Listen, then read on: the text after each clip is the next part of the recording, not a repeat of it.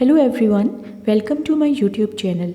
In this video, I will discuss 4 clinical cases related to infant of diabetic mother.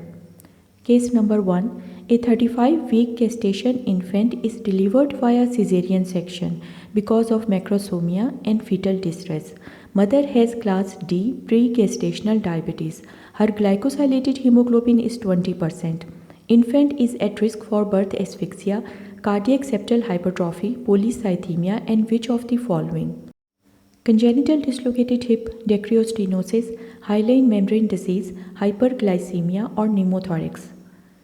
And the answer is C. Infants born to mother with poorly controlled diabetes are at risk for respiratory distress syndrome, and this is due to surfactant deficiency. Now case number 2. A term infant weighing 4500 grams is born without complications to a mother with class A pre-gestational diabetes.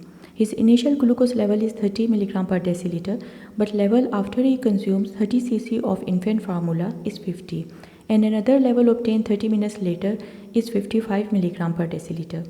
His physical examination is unremarkable except for his large size. Approximately 48 hours later, he appears mildly jaundiced. Vital signs are stable and he is eating well. Which of the following serum laboratory tests are more likely to help you evaluate his jaundice? Total protein serum albumin and liver transaminases, total and direct bilirubin, liver transaminases, anti-hepatitis panel, total bilirubin and a hematocrit, total bilirubin and a complete blood count, total and direct bilirubin and a complete blood count with differential and platelets. And the answer is C. This baby most likely has hyperbilirubinemia secondary to liver immaturity, possibly complicated by polycythemia.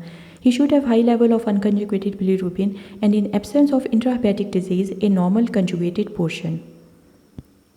While choices D and E include the correct answer, additional tests are unnecessary for this otherwise healthy appearing infant who continues to feed well. Therefore, C is the best answer to question.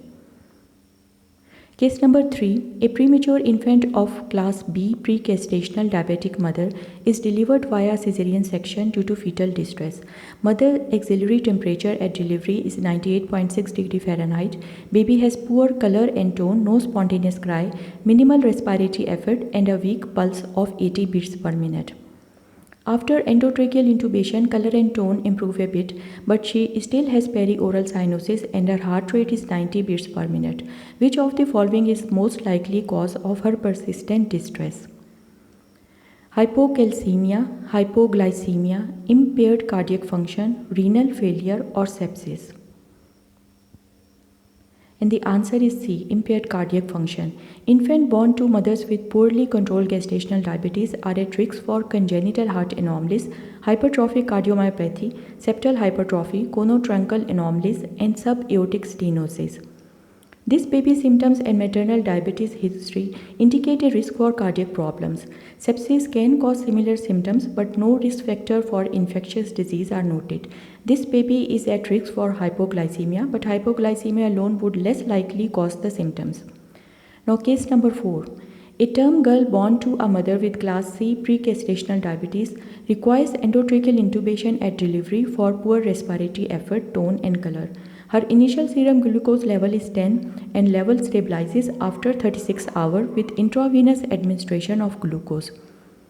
She is extubated and begins to breastfeed. On the third day of life, she has been feeding every 3 hours and voided twice. Physical examination is remarkable for macrosomia, plethora, and a new abdominal mass. Which of the following is most likely cause of abdominal mass? Hydronephrosis, infarction of the spleen, small left colon syndrome, liver engorgement, or the renal vein thrombosis? And the answer is E. Renal vein thrombosis can present as an abdominal mass because kidney become congested and palpable. Other classic components of its presentation include gross hematuria and thrombocytopenia, which are seen in 25% of the patient. Many patients will be oliguric. Hypertension is uncommon following an acute thrombosis but may occur as a late complication.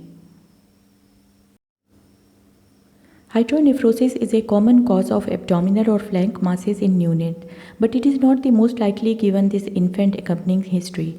Small left colon syndrome present with failure to pass meconium in the first 2 days of life with resultant abdominal distension and vomiting. Thanks for watching. Please subscribe to my YouTube channel.